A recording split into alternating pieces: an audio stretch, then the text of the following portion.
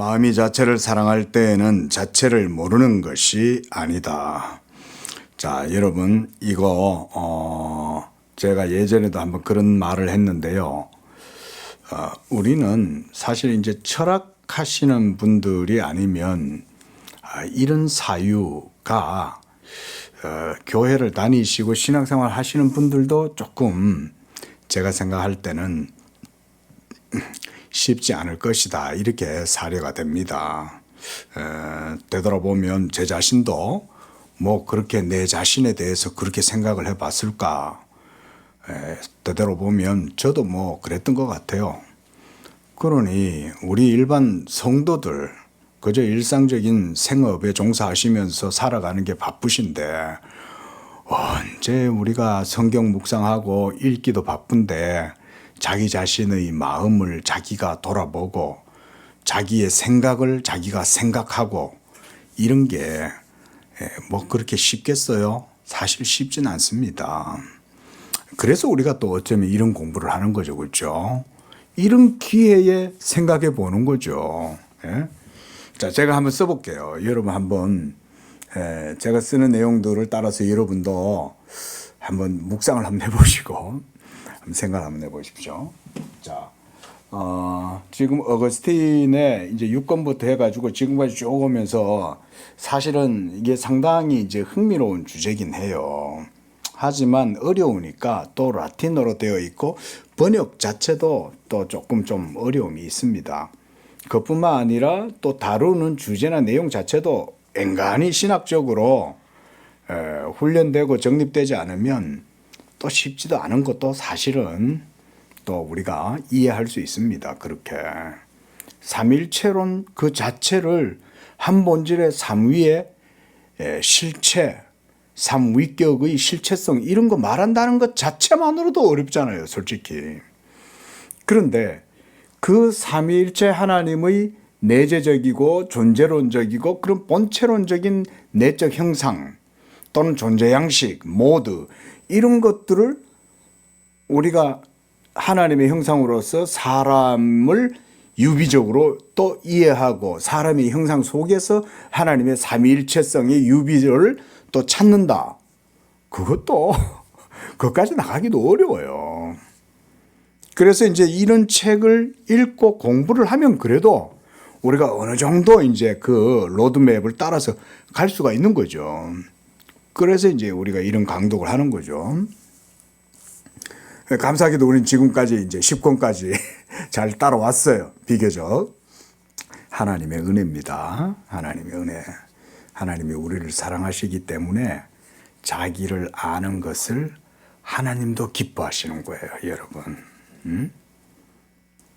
하나님은요 정말 세심하고 또 배려도 깊으시고 하나님은 또 우리를 얼마나 깊이 있게 사랑하시면서 자기의 자녀들이 하나님 알기를 원하시는지 여러분들이 정말 바르게 깨달으면 감사로 눈물이 하염없이 흘러나올 거예요, 여러분.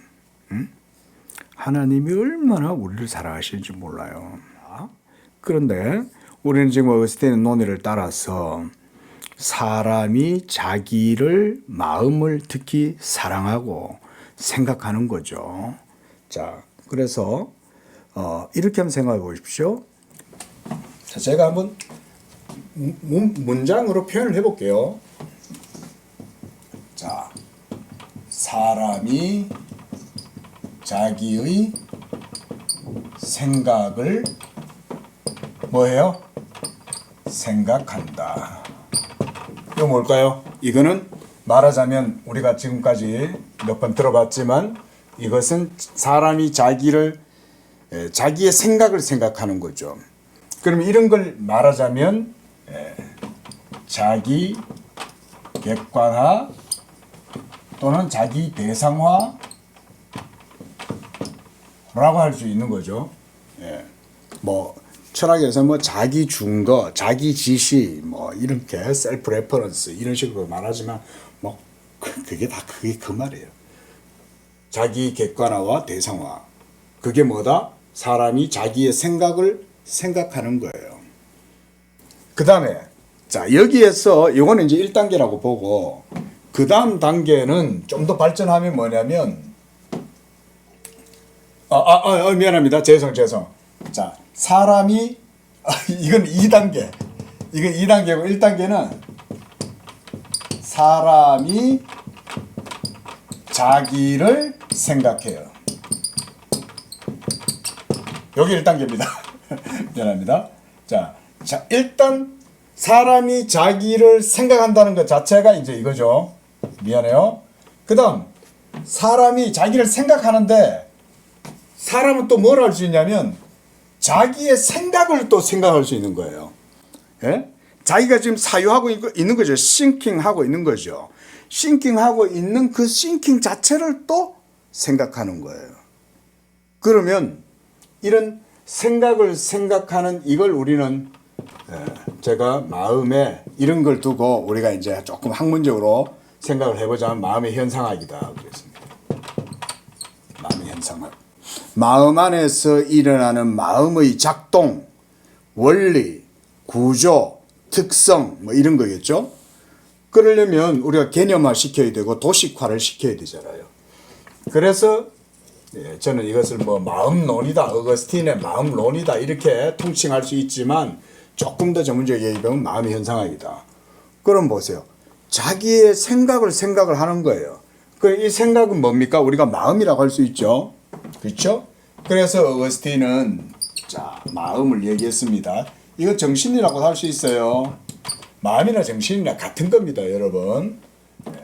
또 뭐 상식적인 이야기지만 영혼 이것도 똑같은 겁니다. 영혼도 같은 말이에요. 그것도 뭐 어떤 분은 뭐 더 나아가서 영과 혼을 또 나눈다. 여러분 영과 혼을 나누는 거는 정말 부질없는 짓이고 자칫하면 이단이 돼요. 이거는 정말 주의하셔야 돼요. 지금도 영과 혼을 나누면서 마치 그걸 막 엄청 무슨 자기가 학문적으로 아주 깊이 있게 뭔가를 파고 들어간다는 식으로 착각에 빠지시는 분들이 있는데 여러분 절대 그런 분들 따라가지 마세요. 전부 다 거짓말이에요. 말도 안 되고. 영을 나누고 혼을 나누고 영은 뭐 또 이러면서 또 막 어원학적으로 막 마치 그럴듯하게 표현하죠. 다 거짓말이에요. 속지 마세요. 그러니까 마음과 정신과 영혼은 사실은 같은 건데 맥락에 따라서 조금 다르게 쓰이는 거예요. 그냥 표현이 다른 거예요. 자, 어쨌든 지금 이제 어거스틴이 지금 계속해서 이걸 하면서 마음과 그다음 뭡니까? 이 마음에서 이 마음을 생각하죠. 그러면 이때는 마음이면 이때 이 마음을 생각하는 그 생각은 뭐예요? 이게 지식이에요. 그리고 마음을 생각하는 의지 있죠. 의지. 응? 자기 마음을 생각한단 말이에요. 아니 왜 나는 이걸 이렇게 생각하지? 왜 나는 물에 빠진 강아지를 구해주고 싶어 하는 거지? 아니 나는 왜 저 불쌍한 거린을 보고 내가 자선을 행하고 싶어 하는 거지? 그리고 내 마음이 자선을 행하면 왜 내 마음은 기쁠까? 그거를 생각해 본다 이거죠. 그러면 그걸 생각하려는 의지가 바로 뭐다? 사랑이다. 이거 사랑. 어거스틴은 이제 그런 식으로 제가 지금 어거스틴의 논법으로 말씀드리는 겁니다. 그런 의지가 또한 욕구죠. 그럼 이 욕구는 무슨 욕구예요? 이제 알려고 하는 알의 의지죠. 이 욕구가 어거스틴은 이것을 사랑이라고 이해해요. 인간 마음 안에 있는 사랑 이겁니다. 그리고 그러므로 이제 정리를 우리가 뭐 계속 해왔지만 정리를 해보면 인간의 영혼의 삼중성 그거는 하나님의 본체론적인 존재론적인 내적 양식 구조와 유사성을 가졌다. 그래서 삼일체 하나님이 성부 성자 성령이 계시나 한 본질이요. 이 삼위께서 서로 긴밀하게 내적인 역동적인 유기적 관계를 가지신다. 우리가 이런 얘기들을 본 거예요. 그리고 이것이 그대로 형상화되어서 이제 사람으로 이렇게 되는 거죠. 이게 그래서 사람의 마음에는 마음이 있고 또 마음 그 자체를 아는 이게 바로 생각하는 거죠. 마음이 생각을 생각하는 거죠. 마음 그러니까 첫째는 이거 마음이라고 하면 마음 속에 있는 것을 생각을 하면 그때부터 생각이 이제 드러나게 될 거 아닙니까? 그러면 그걸 우리는 지식이라고 하는 거예요. 마음 그래서 지식. 그러면 이 지식은 어디서 나왔어요? 생각에서 나왔죠. 이 생각에서 마음에서 나온 거 아닙니까? 그러면 이 마음은 자기 지식을 어떻게 할까요? 사랑하겠죠. 예? 그래서 이렇게 사랑 이렇게 해가지고 삼중성에 이런 식의 유비로 설명을 한 거죠. 제가 이제 이거 얘기하면서 제가 왜 AI 얘기를 했느냐? 보편적이라는 것을 강조하기 위해서예요. 이거를 여러분들이 잘 염두에 두세요. 자, 보편적이라고 하는 말은 원래 철학적인 개념 같지만 사실은 이거는 신학의 영역에서 쓰이는 거예요. 원래. 철학에는 보편이란 말을 잘 못 써요. 규정하기도 어려워요. 보편이 뭐지? 보편이 뭐예요? 규정하기 어려워요. 여러분. 하지만 신학은 규정할 수 있어요. 왠지 아세요? 하나님의 말씀을 기준점으로 놓고 객관성과 또 어떤 그런 보편성 또는 우주적인 어떤 그런 항구성 이런 것들을 말할 수 있는 거죠. 철학은 변하잖아요. 그렇죠? 금세 변해요. 플라톤이 막 동굴의 비유 얘기하고 이데아 얘기하고 뭐 예지계 현상계 얘기하고 뭐 이러면서 뭐 에온이 있고 플로레마가 있고 뭐 이러면서 그래가지고 현재 모든 현상 세계가 생겨났다 이렇게 말하고 있는데 그걸 듣고 있던 아리스토텔레스는 뭐라 그랬어요? 실제로 그런 건 저 위에 있는 게 아니고 여기 있다. 또 이렇게 또 얘기하죠. 대번 바뀌잖아요. 한 세기도 안 지나서. 그리고 지금에 와가지고는 또 다양한 형태의 철학들이 등장하지만 보편을 규정하고 정식화하는 건 신학에서밖에 못해요. 신학이 한다는 말은 계시를 따라서 하기 때문에 그게 가능한 거예요. 계시가 없으면 여러분 보편이라는 개념 자체가 사실은 허황된 그런 허구적인 것에 불과해요. 예. 보편이라고 하는 거를 그래서 굉장히 중요한 겁니다. 그런데 지금 보세요. 어거스틴이 1600년 전에 삼일체 하나님에 대해서 논하다가 그것을 인간의 형상과 연결시켜 가지고 유비적으로 설명하지만 이 유비적 설명이 왜 오늘날의 AGI의 그런 자의식을 구성하는 것과 비슷한 모듈이 될 수 있냐? 그건 뭐 때문이다? 보편성 때문에 그래요. 보편성 때문에. 그러니까 AGI가 성공하려면 보편성을 구축할 수 있어야 돼요. 만약 이 보편성이 AGI의 구조에서 깨지잖아요. 그러면 AGI는 안 돼요. 파괴가 일어나든가 뭔가 엄청나게 많은 문제를 일으키게 돼요. 오히려. 자, 그런 얘기 그 정도까지 하겠습니다. 자, 그래서 마음이 자체를 사랑할 때 그러니까 보세요. 사람이 자기의 마음이 이제 마음을 생각하는 거죠. 그러면 그걸 보세요. 내가 내 마음을 이렇게 여러분도 한번 해보세요. 자, 여러분들의 마음이라는 것을 가상으로 이렇게 대상화 그랬죠. 객관화 했잖아요. 여기. 응? 여러분도 한번 대상화 해보세요. 대상화해서 여러분의 이 마음, 여기 심장, 뭐 이 마음, 이 속에 있는 거 이거를 한번 여러분들이 눈을 감고 바깥으로 한번 이렇게 꺼내 보세요. 꺼내면 이제 그거를 이제 생각을 할 때 그게 여러분의 마음이면 그 마음 속에 생각 즉 지식이 있어요, 없어요? 마음 속에 아직은 안 드러났죠? 지식이. 근데 그 마음을 생각하면 생각을 하겠죠. 그러면 그때 이제 지식이 등장하게 돼요. 마음에서. 그러면 그 생각을 또 생각하는 거예요. 이게 사람이 그게 가능한 거예요. 제가 어린이들하고 독서 글쓰기 이거 하다가 제가 글쓰기의 기초 이러면서 제가 이제 그림을 하나 그려줬어요. 여러분들한테도 그려드려 볼게요. 도움이 될 것 같아요. 자, 마음을 저는 사각형으로 그립니다. 마음을. 그리고 마음 안에는 생각이 있죠. 생각이 어떻게 하냐면 그냥 점으로 있지 않아요. 생각은 2차원적으로 점과 선으로 이루어져 있어요. 이렇게 돌아요. 마음이. 한마디로 마음은 흐르고 작동하고 있는 거예요. 계속 여러분들의 마음은.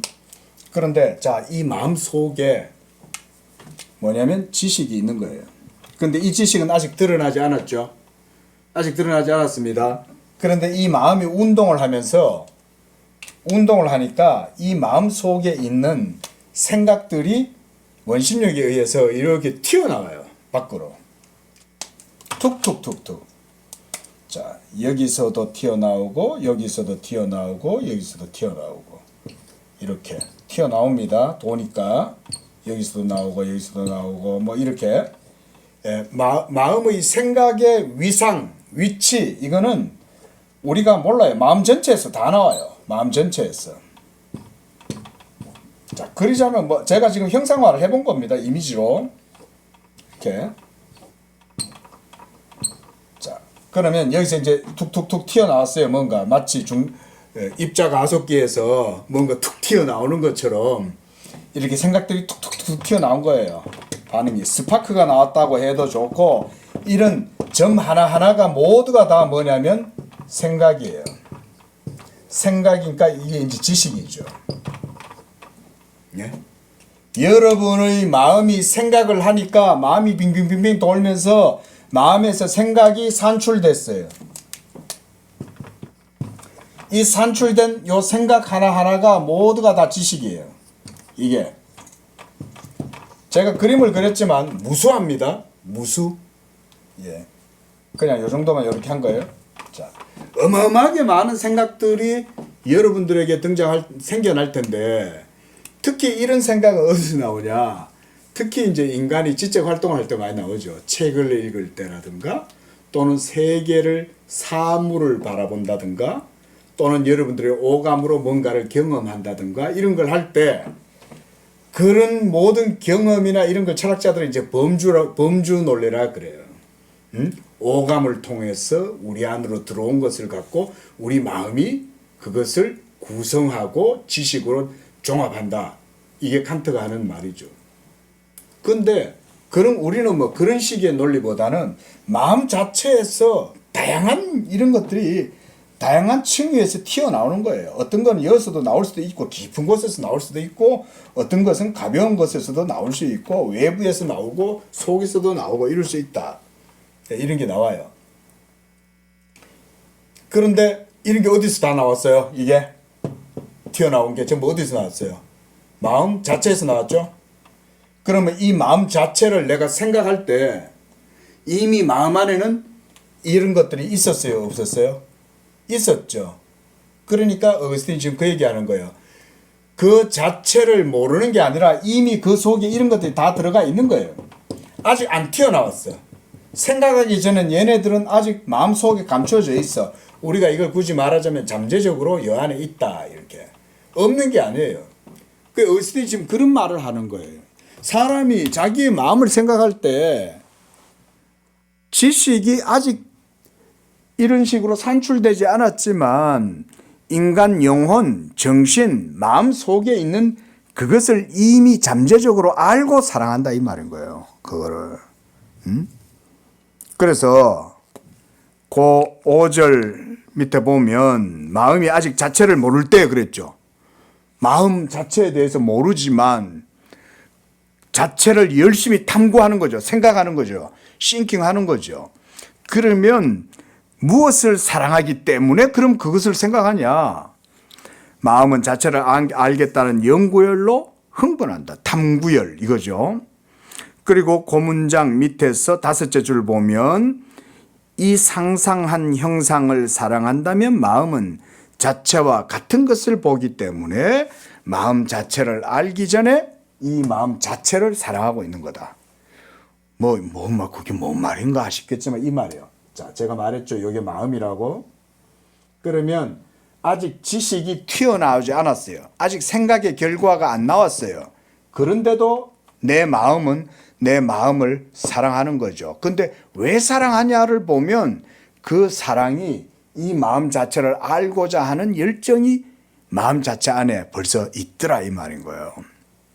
그래서 279쪽 두 번째 문단.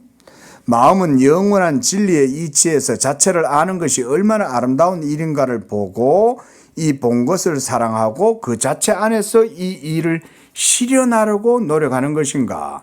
비록 아직 자체를 알지 못하더라도 자체를 아는 것이 좋은 일이라는 것을 알기 때문이다. 이 말인 거죠.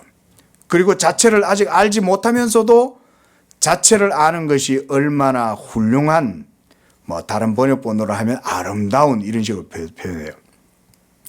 아름다운 일인가를 이미 안다는 것은 매우 놀라운 일이다. 이게 자의식이죠. 이게 자의식인 거예요. 그러니까 이거에 대한, 그래서 제가 삼중성이 아니라 사중성이라고 그런 거예요. 마음이 마음 자체를 사랑하고 또 그 마음 자체를 사랑함으로 마음을 탐구할 때 지식이 생겨나죠. 이 지식이 생겨날 때 이렇게 튀어나오는 거예요. 그럼 튀어나오는 것도 사랑하겠죠. 마음이. 근데 이런 게 안 튀어나와도 마음은 벌써 마음 자체를 사랑하는 거예요. 그게 어떻게 해서 그러냐. 이런 게 자의식이죠. 어떻게 이런 자의식을 가질 수 있느냐. 이런 것들을 생각해 봐야 된다. 자, 그 밑에 문단도 보면 마음은 이 자체를 모르는데 어떻게 자체가 안다는 그 작용을 또 하냐. 이게 자의식이죠. 보세요. 어떻게 자체가 안다라고 하는 그 아는 작용, 이거죠. 이거 어떻게 알아요? 다른 것들을 알면서 자체는 모른다는 것을 마음은 또 알아요. 그러니까 마음은 자기의 생각을 생각하잖아요. 그러면 내가 모른다는 것도 알아요. 이게 자의식입니다. 그렇죠? 나는 몰라. 모르겠네. 그게 뭐지? 모르는 거예요. 그런데 깊이 탐구하고 연구하면 어때요? 마음이 그 지식을 또 산출해내죠. 계속 돌려보는 거죠. 마음이 작동하는 거죠. 작동하면 이 작동하는 힘 자체도 어떻게 보면 사랑의 의지라고 할 수 있어요. 그렇죠? 작동하니까 이게 의지가 작동하는 거죠. 마음 안에서. 그게 사랑이라는 거죠. 그러면 사랑이 지식을 만들어내잖아요. 어거스틴이 바로 이 명제를 얘기했죠. 어떻게 사랑에서 지식이 나오냐. 정말 놀라운 표현 아닙니까, 여러분? 지식, 그러니까 이 의지에서 빙빙빙빙 우리 마음이 역동적으로 우리 안에 작동해요. 그러면 여기서 툭툭툭툭 그러고 중성자 알갱이가 막 튀어나오듯이 튀어나오는 거예요. 입자들이. 그럼 그 입자를 탁 하나 잡으면 내 마음이 또 이걸 또 생각하는 거예요. 그러면 보세요. 수만 가지의 산출된 어떤 지식들이 있으면 내 마음은 그때부터 뭘 하겠습니까? 이런 게 사유라고 하는 거잖아요. 그럼 여러분들은 여러분 마음에서 이런 어떤 작용과 현상이 나타나면 이걸 하나씩 잡으면 어떻게 하겠어요? 그걸 또 어떻게 할까요? 연결시키겠죠. 연결. 예를 들어 제가 다 숫자를 한번 매겨봅시다. 기호를. 자, 얘는 A고 B고 C고 D고. 그럼 이 A하고 B하고 C하고 D 쭉 이 무한해요. 무한합니다. 나오는 건. 근데 무한한 지식의 각 항목들을 여러분들의 이 의지 자체가 또 뭘 하는지 아세요? 연결시키는 거예요, 여러분. 그래서 각각의 모든 우리가 재료다 한번 해봅시다. 이런 재료들, 지식들을 전부가 유기적으로 통합시키는 것도 누가 해요? 내 마음이 하는 거예요, 그거를. 그래서 지적 체계를 자기가 스스로 가지는 거예요. 이런 게 AGI죠. 지금 컴퓨터 공학자들이 만들려고 하는 게 이거죠. 예? 자기 스스로 생각할 뿐 아니라 그것을 반성력을 가지고 또 그것을 따라서 뭔가 또 새로운 어떤 것들을 만들어내고 발전시키고 확장시키고 그러면서 잘못된 것들은 또 빼내고 이런 식으로 마음의 작동하고 되게 닮았잖아요. 그래서 제일 밑에 줄도 보세요. 뭐 다 비슷한 말이긴 한데 자체를 알려고 노력하는 점에서 마음은 자체가 탐구한다는 것과 자체를 모른다는 것을 알고 있다. 아직 이 생각들은 안 나왔으니까. 근데 모르니까 뭐 하겠어요? 탐구하겠죠. 그렇죠? 탐구하면 이제 튀어나오겠죠. 튀어나오는 것들은 그냥 이렇게 여러분 쌀알갱이처럼 낱개로 존재하지 않아요. 그냥 제가 그림을 이래 그린 거지. 그럼 이런 하나하나의 모든 것들은 내 마음이 또 뭐해요? 종합하는 거죠. 응? 그래서 지적 체계를 가지는 거예요. 근데 이런 걸 칸트는 범주 논리로 인간이 자기 마음에 나오는 것들을 가지고 지식을 구성한다고 본 거죠. 그런데 우리는 거기에서가 아니에요. 우리의 마음이 이렇게 지식을 구성할 때 제가 그래서 이걸 뭐라 그러냐면 의미통합체다 이런 식으로 제가 표현했죠. 이미 마음 자체가 의미통합체예요. 의미통합체. 의미통합체가 둥그런 이유는 유니버셜하기 때문에 그래요. 유니버셜하기 때문에. 모든 게 다 말하자면 우리가 유니버셜 조인트 이런 말 있잖아요. 모든 게 다 그 안에서 가능하죠. 그리고 완벽한 밸런스를 갖추면 저는 그런 걸 구형체가 될 수 있다 이렇게 봐요. 구형체가. 근데 이런 마음의 구형체 안에 구체입니다. 구체. 그냥 원이 아니에요. 이 구체 안에 모든 것들이 다 생성되고 나오잖아요. 마음 자체가. 그러면 이런 한 점들 하나하나를 모두가 다 마음이 연결시켜요. 다. 여러분 근데 이걸 다 연결시키는 건 어떻게 연결시키게 될까요? 생각해 보세요. 이런 자 여기에 얘는 F라고 치고 얘는 D라고 쳐봅시다. 그 F항과 D항이 어떻게 의미론적으로 연결되리라고 하는 걸 어떻게 할까요? 이전에는 몰랐던 거잖아. 마음이 작동하기 전에는 이게 이 안에 있을 때는 몰랐잖아요. 이런 게 있는지. 근데 탐구를 하다 보니까 나온 거야. 나왔는데 그러면 이 D하고 F라고 하는 거가 의미론적으로 자 의미론적으로 통합하려면 이 통합의 기제가 있어야 될 거 아니에요. 뭔가 원리가. 근데 마음은 이거 어떻게 이거 이 두 개를 연결시키냐 이거예요. 마음이. 그러니까 어거스틴도 여기서 그런 게 놀랍다 그러는 거예요. 에? 생각해 보세요, 여러분. 이런 걸 어떻게 연결시키냐 이거예요. 자, 그러나 우리가 그냥 신학적으로는 말할 수 있어요. 뭐겠어요? 왜 연결시킬 수 있을까요? 이 지적인 힘이나 판별력 이런 게 어디서 나올까요? 마음 그 자체가 가지고 있는 어떤 뭐 영성의 능력 이런 것 때문입니까? 그런 게 아니에요. 여기서 그래서 제가 아담의 모델링을 말하는 거예요. 아담. 첫사람 아담은 완벽한 프로토타입이죠. 이것에 대한 아담을 생각해 보세요, 여러분.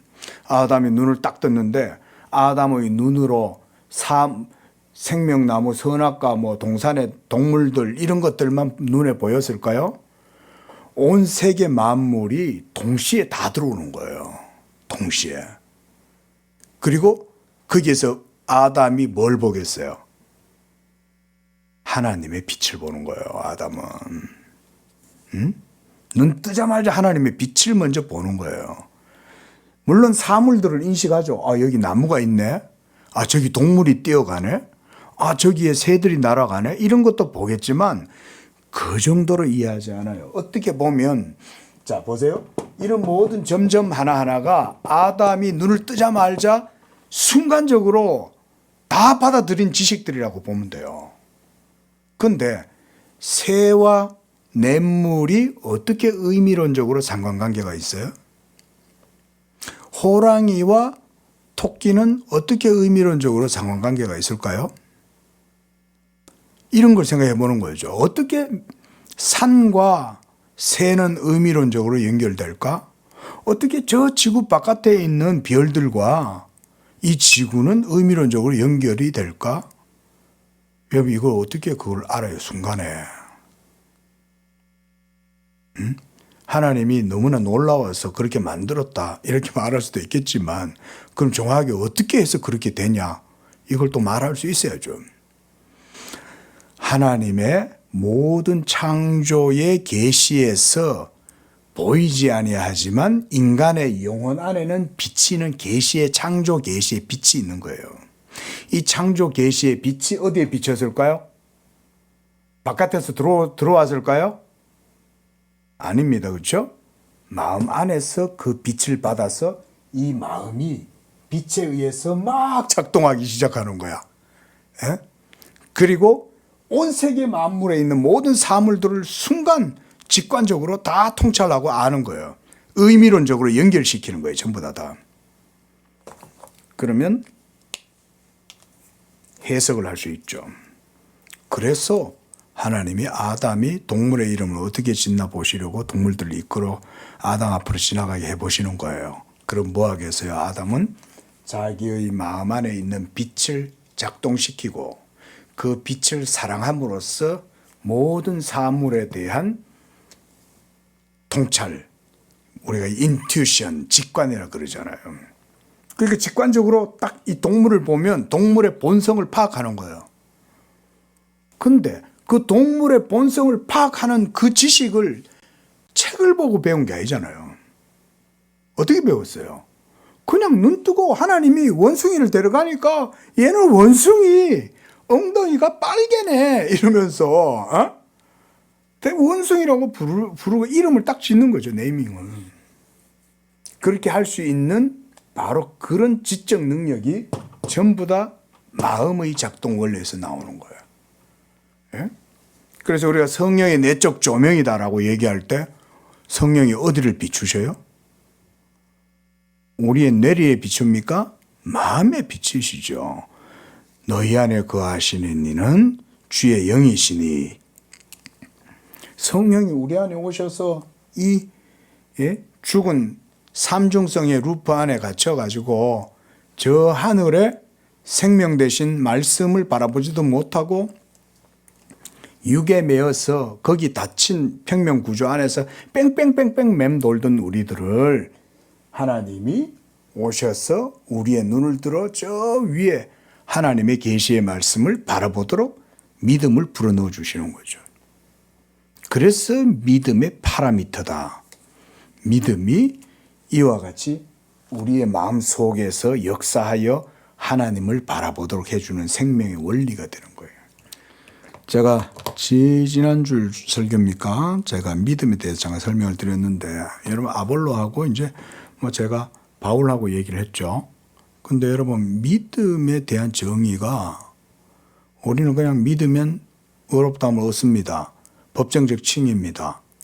또 성화의 모든 과정 속에 계속해서 이 믿음이 계속적 그런 효력을 일으킵니다. 원래 교리적으로 이 정도로 표현을 하지만 사실상 믿음이라고 하는 것 자체의 속성이나 그 깊은 신학적 철학적 이해를 깊이 해보면 믿음이라고 하는 것 자체는요, 여러분 그렇게 단순하지 않아요.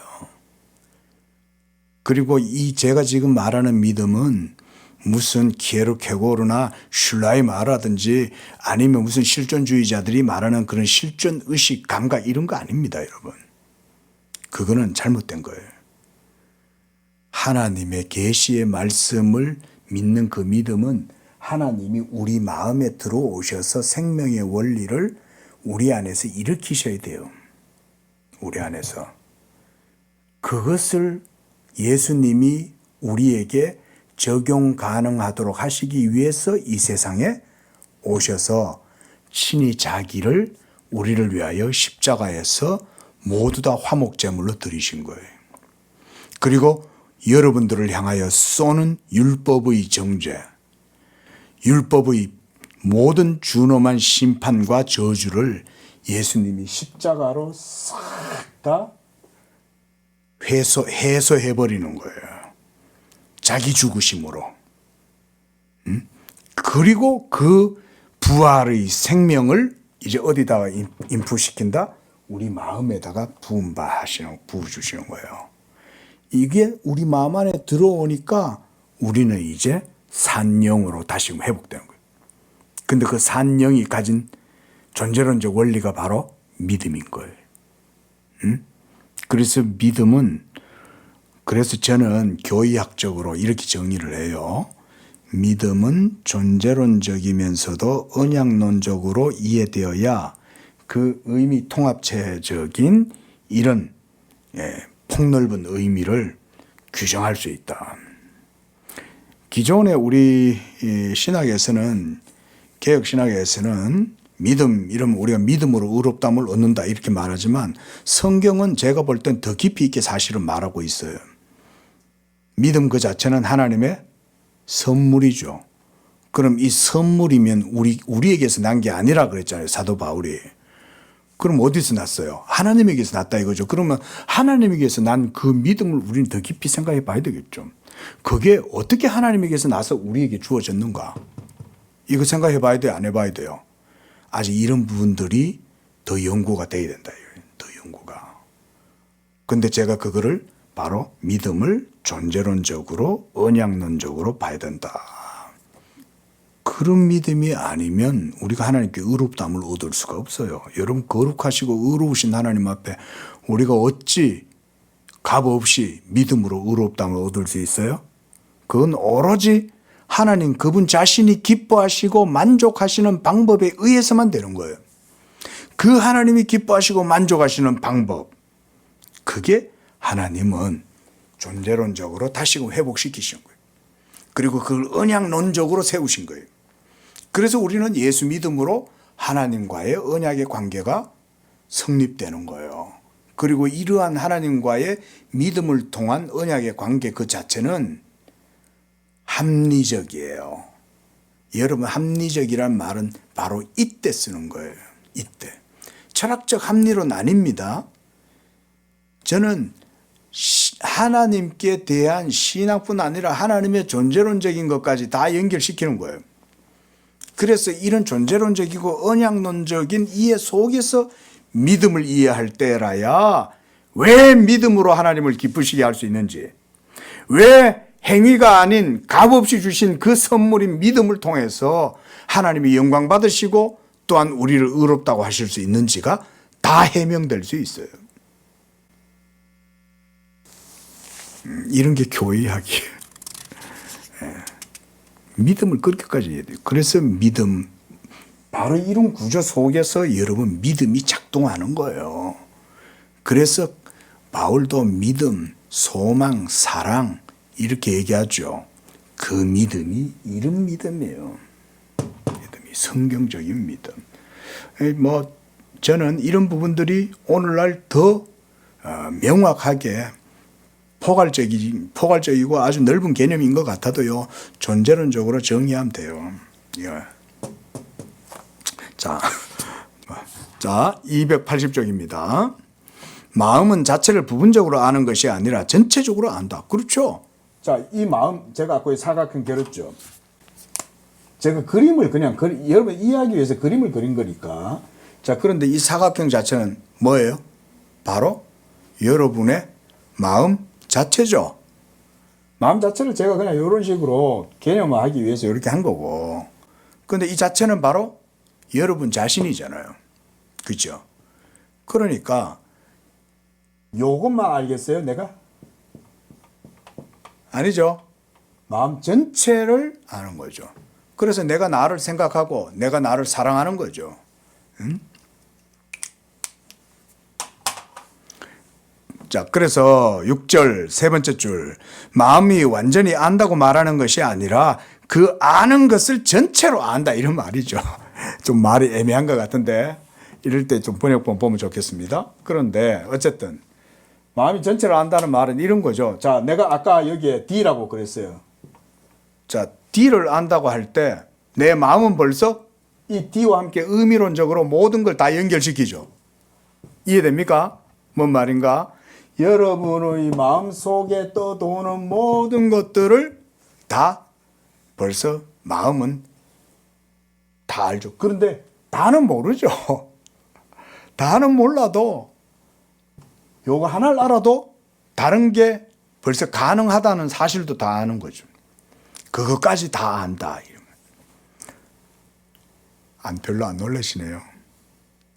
1600년 전에 여러분들이 말하는 그 캐묻고 낡은 옛날 사람이 이런 얘기를 했다니까 안 놀라십니까?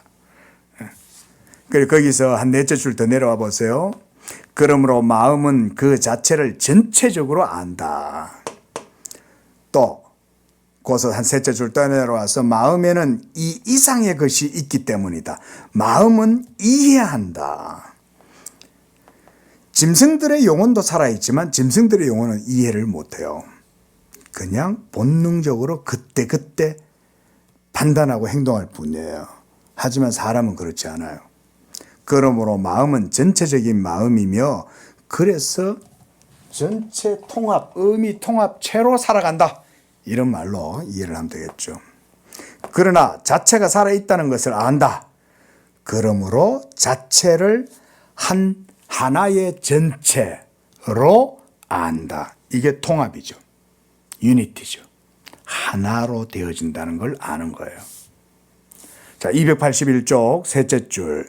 마음은 자체가 아직 전체적으로 알려지지 않았다는 것을 알므로 그 전체가 얼마나 되는가를 알고 있다. 우리가 성경에도 보면 그런 말씀이 있죠. 사도 바울이 마음을 아시는 하나님께서 이렇게 말하죠. 근데 기도하는 사도 바울이 로마서 8장이나 이렇게 성령이 7장에 성령이 우리를 위하여 말할 수 없는 탄식으로 기도하신다 그러잖아요. 그러면 여러분들은 여러분의 마음을 다 알아요, 몰라요? 사실은 다 모르죠. 그러나 성령은 어떠세요? 우리가 모르니까 성령은 우리 안에서 아시겠어요, 모르시겠어요? 성령은 다 알아요. 성령은 성부, 성자 하나님에 대한 모든 것들을 통달하실 뿐만 아니라 여러분의 마음 속에 일어나는 생각, 이 생각이 작동함으로써 튀어나온 이런 생각 하나까지도 성령은 다 아신다. 이렇게 이해하시면 되는 거죠. 자, 5절입니다. 281쪽 5장. 영혼을 향해서 자체를 알라고 명령하는 것은 무슨 까닭인가? 이게 마음의 의지죠. 마음이 자체의 본체에 대해서 오해하게 만드는 원인은 무엇인가? 7절. 마음을 향해서 자체를 알라고 명령하는 것은 무슨 까닭인가? 마음이 자체를 숙고해서 그 본성에 합당한 생활을 하게 하려는 뜻이라고 나는 생각한다. 예, 좋은 표현 재미있습니다. 바꿔 말하면 그 자체의 본성에 따라 규정된 생활을 하라는 것이다. 여기서 지금 보세요. 그 자체의 본성이라고 그랬어요. 또 그 본성을 따라 그랬습니다. 근데 따라서 어떻게 하라는 거예요? 규정된 생활이라고 그랬어요. 이걸 우리가 쉽게 말하면 양심이라고 할 수 있죠. 예? 사도 바울이 로마서에서 이걸 뭐라고 그랬어요? 마음에 심겨져 있는 법칙 그랬죠. 사도 바울이. 저는 예전에 참 보다가 놀랐어요. 야, 이 2000년 전에 이 사도 바울이 2000년 지성의 역사를 뛰어넘는 발언을 한 거예요, 여러분. 바로 2장이죠. 2장 15절을 보면 바울은 이렇게 표현합니다. 보세요.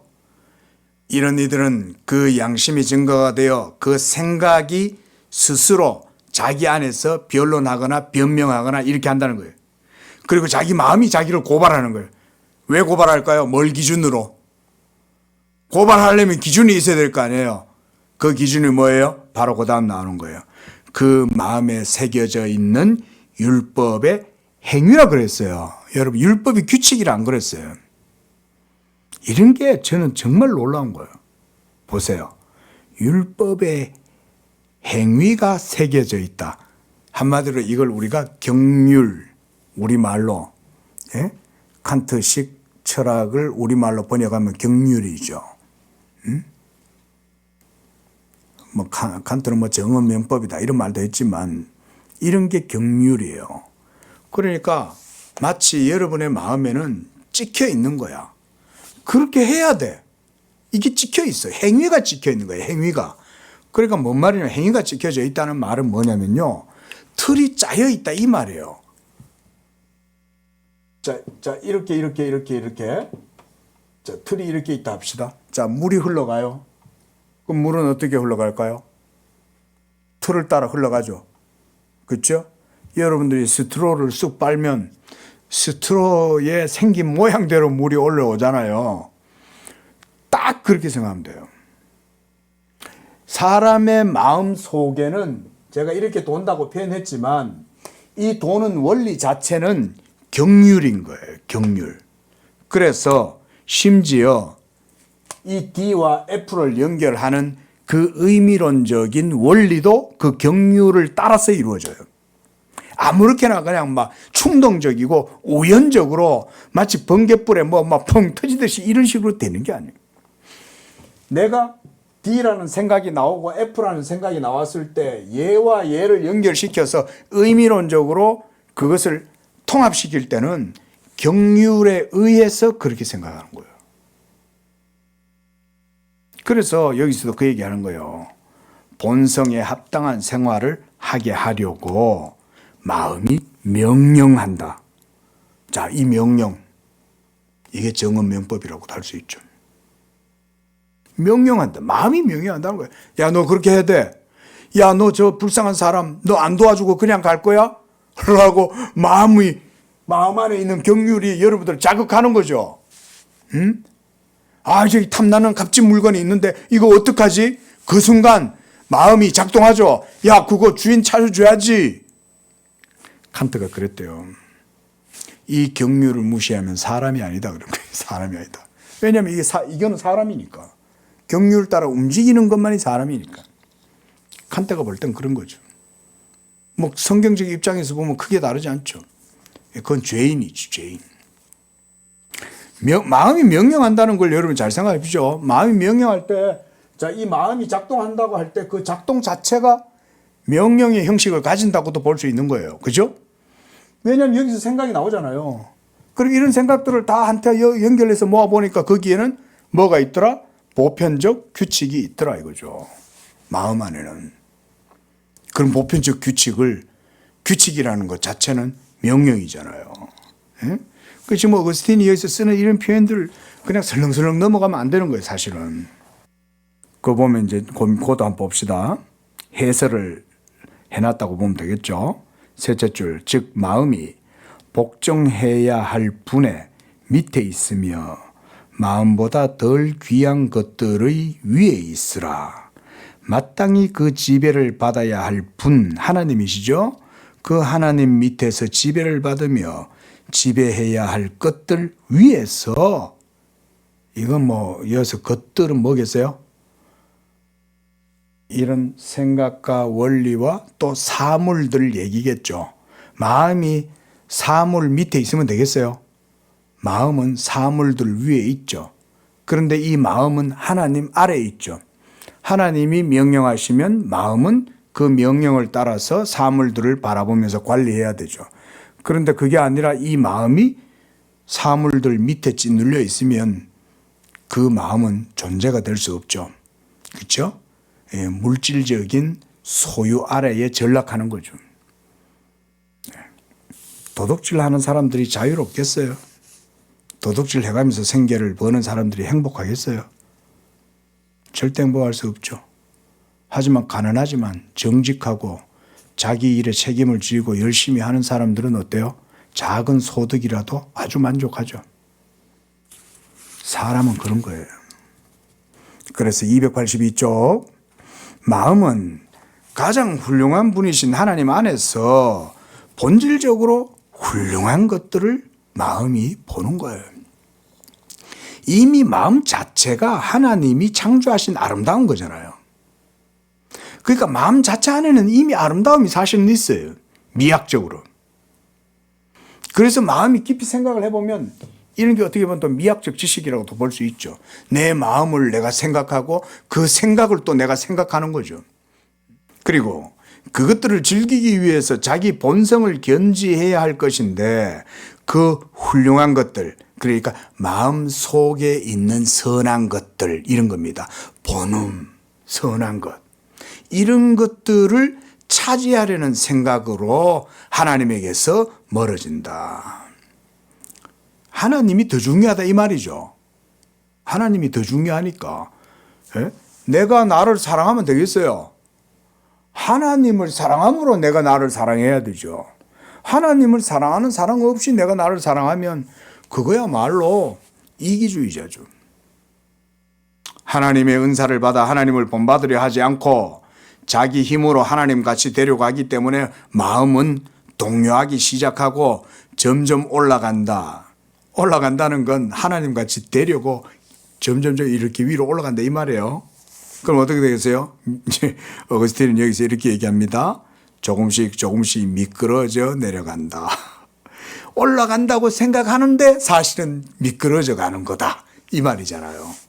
지금 여기서 보면 마음은 자체만으로 충족하지 못하고 충족한 유일한 분이신 하나님을 떠나면 자체만으로 충족한 것이 없다. 제가 그래서 인간의 삼중적인 평면 구조 자체로는 충족할 수 없다 그러는 거예요. 그게 AI예요. 지금 현재 우리는 AI를 쓰죠. 근데 이 AI는 모두 다 뭘 재료로 씁니까? 인간들이 그동안 배설하고 산출했던 지식들을 통합적으로 사이버네틱스 안에 있는 모든 업로드된 지식들을 다 AI가 전부 다 뽑아가지고 의미론적으로 추론해서 여러분들의 프롬프트에 맞게 얘가 제시해 주죠. 그러니까 그럴듯해 보이죠. 나하고 대화하는 것 같지만. 근데 여러분 생각해 보세요. 이거를 1000년 동안 계속한다고 생각해 보세요. 지금은 아직 AI 나온 지 몇 년 안 되니까 신기한 것 같지만 계속 빨아먹었던 거 또 빨아먹고 또 빨아먹고 여러분 계속 해보세요. 쭈쭈쭈쭈 해보세요. 쭈쭈바 처음에는 단물 나오는 것 같아도 나중에는 없어요. 안 나와요. AI요 지금은 여러모로 이게 인터페이스가 막 확장되고 이러니까 뭔가 대단한 게 나올 것처럼 생각 들잖아요. 근데 그거를 여러분 한 좋게 10년만 써보세요. 했던 말 또 하고 했던 말 또 하고 그런 거예요. 물론 표현을 좀 바꾸고 문법이나 어순을 좀 바꾸겠죠. 근데 의미는 똑같아요. 의미는. 다 했던 말 또 하고 했던 말 또 하고. 이 안에서만 맴돌 뿐이에요. AI. 이거 사이버네틱스를 의미 통합체라고도 볼 수 있죠. 인간들이 만들어 놓은 전 지구적 네트워크. 이게 말하자면 우리가 전체 지구인들의 마음이죠. 그 속에는 유익하고 창조적이고 진취적인 내용들도 있고 선한 내용들도 있겠지만 온갖 쓰레기, 음탕한 것들, 더러운 것들, 사기, 뭐 해커들의 코드, 소스 이런 거 막 범벅이겠죠. 어떻게 이 속에서 AGI를 만들어내요? 그런 썩은 것들이 가득한데. 할루시네이션을 그러잖아요. 환각. 그런 게 안 일어나겠어요? 그 평면 구조 자체가 할루시네이션을 유발시킬 수밖에 없어요. 근데 AGI의 그 모듈이 제가 그래서 그 얘기를 한 거예요. AGI는 신학적, 형이사학적 원리를 적용을 해서 해야 되는데 이런 얘기하면 이제 공학자들은 코웃음 치겠죠. 아이고 무슨 공학도 전공하지 않은 말이야. 무슨 나부랭이 목사가 무슨 저런 얘기 한다고 하겠죠. 여러분 형이상학이나 철학을 우습게 여기지 마세요. 신학을 결코 우습게 여기면 안 됩니다. 여러분이 살아가는 모든 삶의 메타, 베이스 이런 모든 것들은 다 신학적이에요. 제가 공학적이고 수학적인 것들을 대수학적으로 이런 것들을 표현할 줄 몰라서 그렇지. 예? 정말 자의식을 정말로 만들어 보려고 애를 쓰면 진짜 자의식은 못 만들지만 자의식처럼 활동할 수 있으려면 이런 모델이 돼야 된다. 그리고 그거를 공학적으로 전환시켜서 그거를 만들어야 이런 지금 현재 온갖 쓰레기들이 뒤범벅이 돼 있고 지식이 혼탁한 이런 것들을 얼라이먼트, 정렬할 수 있는 거예요. 뭘? 지향점을 향해서 정렬하는 거죠. 우리 마음도 마찬가지죠.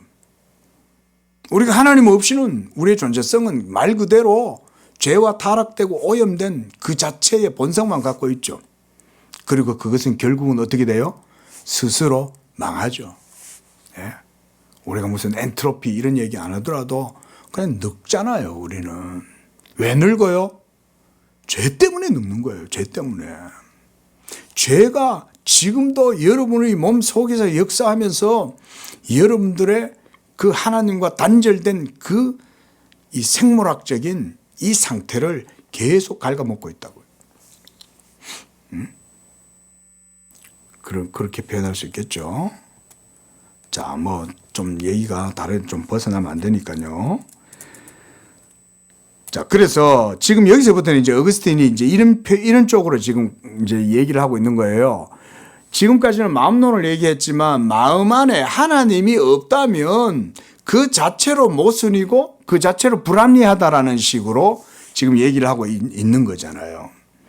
그래서 첫째 문단 우리가 중간쯤 보면 마음은 자체만으로 충족하지 못하고 충족한 유일한 분이신 하나님을 떠나면 자체만으로 충족한 것은 전혀 없다. 그래서 빈약하고 곤란하게 된 마음은 자체의 행동과 그것으로 얻은 불안한 기쁨에 너무 몰두한다. 이런 게 말하자면 창념이고 도착이죠. 도착. 성도착도 그 중에 하나입니다. 예.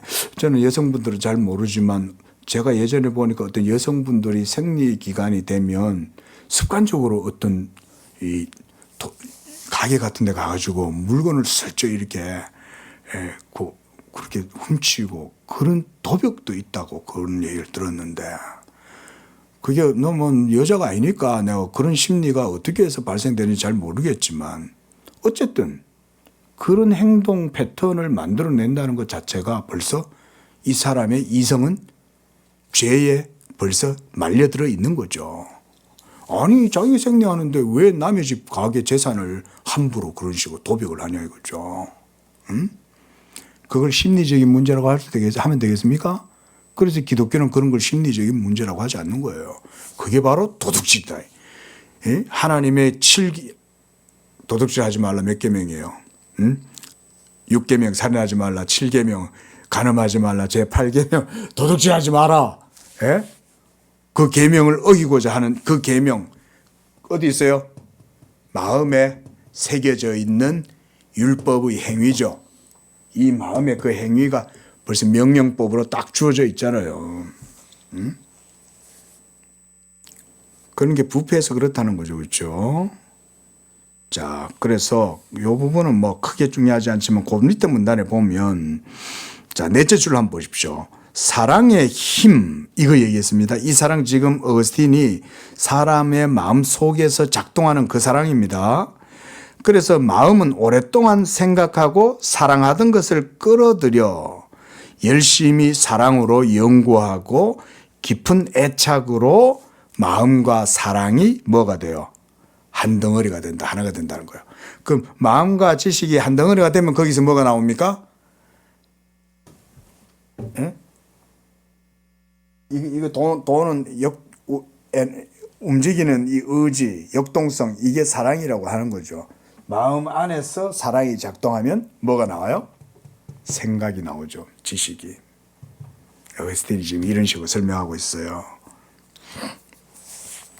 그래서 마음이 어쩌다 자체를 생각하게 되는 때에도 마찬가지다. 마음이 마음을 생각할 때. 그래서 육신의 감각으로 알고 사랑한 것들은 물질적인 것이며 이를테면 매일 친근하게 지내는 관계로 아주 얽혀버렸지만 마음과 사랑이 그것들을 마음속에 끌어넣어 정신적 영역에 넣을 수는 없다. 제가 볼 땐 이거는 이런 표현이에요. 그러니까 하나님을 사랑하고자 하는 이 저 사중 그러니까 북극점 저 하나님의 계시의 말씀을 향하여 나아가도록 할 수 없다 이런 얘기 같아요. 그러므로 그것들의 형상만, 그러니까 이 삼중성만 갖고 계속 돌린다 이 말이죠. 그래서 그것들 안에서 서로 연결하고 자체가 만든 그 형상을 그 자체 안에 넣는다. 저는 이걸 이렇게 이해합니다. 나중에 이거 한번 번역본도 한번 참고했으면 좋겠는데요. 보세요. 자, 제가 그래서 인간의 마음 속에 있는 이 삼중성, 마음 자체, 지식, 사랑, 이 삼중성의 루프 안에 마음은 갇힌다. 이런 식으로 마음 안에서 의지에 의해서 지식이 생성되고 마음 자체가 사랑에 의해서 지식이 나오더라도 이 산출된 지식도 다시 어때요? 어디 다른 데 날아가지 않죠? 다시 어디로 들어가요? 이 마음의 생각 안으로 다시 들어가죠. 그 말은 얘와 얘를 연결하고 얘와 얘를 연결해서 서로가 의미론적으로 통합체를 이루겠죠. 그죠? 그러면 소위 이게 아이덴티티가 되는 거예요. 근데 이런 아이덴티티를 이루었다 쳐봅시다. 근데 이게 하나님이 없으면 돼요, 안 돼요? 하나님이 없이는 결국은 자기 안에 계속 들어가고 이 안에서만 계속 그러고 있는 거죠. 지금 이게 이 세상을 살아가는 사람들, 하나님 없이 성령 없이 살아가는 사람들의 마음의 작동이죠. 그래서 밑에서 다섯째 줄, 마음은 자체의 본질의 일부를 내어주며 그 형상들을 만들었고 동시에 한 부분을 보존해서 그 형상들의 모양을 자유로 판단하려 한다. 이 부분이 더 본격적인 마음, 이성적인 이해력, 이것을 보존해서 판단에 쓰려고 한다. 이런 건 굉장히 중요한 표현 같아요. 자, 지금 읽었는 부분 잘 생각해 보세요. 이게 나중에 이 부분은 여러분 집에 가셔갖고요. 이거 번역본 있죠? 번역본도 꼭 대조해서 이거 보십시오. 이 부분 되게 중요한 것 같아요. 그러니까 다시 마음은 자체의 본질의 일부를 내어주고 이 형상들을 만들어서 이어서 이 형상들이 이겁니다. 튀어나온 거예요. 마음에서 나왔잖아요. 마음에서 산출된 거잖아요. 자, 그런데 이 산출된 것들을 동시에 한 부분을 보존해서 그 형상들의 모양을 판단하려 하는데 이 판단이 이성적인 이해죠. 이걸 생각하잖아요. 이성적인 이해력이잖아요. 그리고 이것을 보존해서 판단에 쓴다.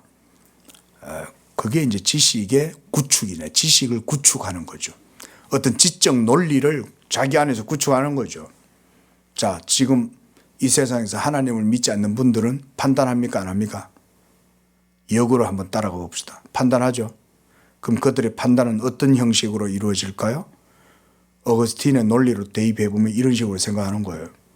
마음은 작동하고 자기가 자기를 알고 자기를 사랑하고 그 사랑하는 자신에게서 튀어나온 그것을 하나님께 영광 돌리기보단 또 자기를 위해서 쓰는 거죠. 계속 이 소스를 계속 반복되겠죠. 그리고 결국은 자아는 점점 어떻게 되겠어요? 단단해지겠죠. 예? 열린 자아가 아니라 폐쇄적이고 자기중심적인 자아로 똘똘 뭉쳐지겠죠. 내 안에서 튀어나온 이것은 결국 자기 자신을 정의하는 데서 이어지지 이걸로 하나님을 찬양하지는 않겠죠. 계속 똘똘 뭉쳐지면 어떻게 되겠어요? 이렇게 되겠죠. 오만하고 독선적이고 자기중심적이고 사랑은 하나도 없고, 예? 자기 이익을 위해서라면 온갖 근무술수를 써서라도 상대를 죽이고 막 이런 거 많은 거죠. 인간들이. 참 놀라운 것 같아요. 참 이런 게 보세요. 깊은 신학을 하니까 막 이렇게 예? 터미널이 얼마나 이게 뭐 광폭으로 그냥 뭐 왔다 갔다 하는 거죠. 따라가기가 어렵습니다. 밑에서 셋째 줄, 이 부분이 더 본격적인 마음. 그래서 이것을 보존해서, 왜 보존해요? 보존한 이유가 뭘까요? 그걸 딱 잡는 거죠. 야, 맞아. 좋은 거 깨달았어. 이거 붙들고 내가 이제 나를 위해서 유리하게 써먹어야지. 이 생각을 하는 거죠. 영혼에는 물체들의 형상에 영향을 받는 부분들이 있고, 이 점은 짐승들과 같다. 예. 짐승들도 학습을 하면 배우죠. 그렇죠? 톡톡톡톡 두들기고 닭을 부르면 먹이를 주면 이 닭들은 이제 그 다음부터는 다 학습이 돼가지고 주인이 톡톡톡톡 두들기면 그 지식이 자기가 먹는 것과 연결되죠.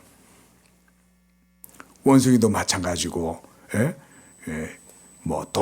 고래들, 공원에서 쇼하는 고래들도 다 그런 식으로 학습시키죠. 인간들은 똑똑하니까 그 학습시키는 방법도 아는 거지. 꽁치 몇 마리 주면은 움직이고. 자, 어쨌든 우리가 좀 엄한 얘기 좀 하는 것도 같은데 이러면서 공부하는 거죠. 이런 것도 생각도 해보고요. 그런 거죠. 자, 기도하겠습니다. 자비로우신 하나님, 우리를 하나님의 거룩하고 의로운 형상으로 창조하사 이 세상 가운데에서도 믿음으로 살게 하시며 하나님의 창조 세계 가운데 찬양의 존재로 찬송의 제사를 드리는 그런 존재들로 우리를 창조하셨건만 우리는 육신의 안락과 이 세상의 기쁨과 이 세상의 것들을 추구하면서 하나님을 알기보다는 육적인 것들과 물적인 것들에 매몰되어 거저 자기를 사랑하며 결국은 물질의 노예가 되어버리는 그런 허무한 존재들이 되고 맙니다. 하나님이시여 우리에게 예수 보내주심을 감사합니다. 그 예수 그리스도로 말미암아 우리 모든 성도들 존재가 회복되게 하시고 그 믿음으로 하나님께 영광을 돌리는 그런 우리의 복된 삶이 되도록 축복해 주시옵소서. 하나님을 더욱 사랑하게 해 주시옵소서. 예수님의 이름으로 기도합니다. 아멘.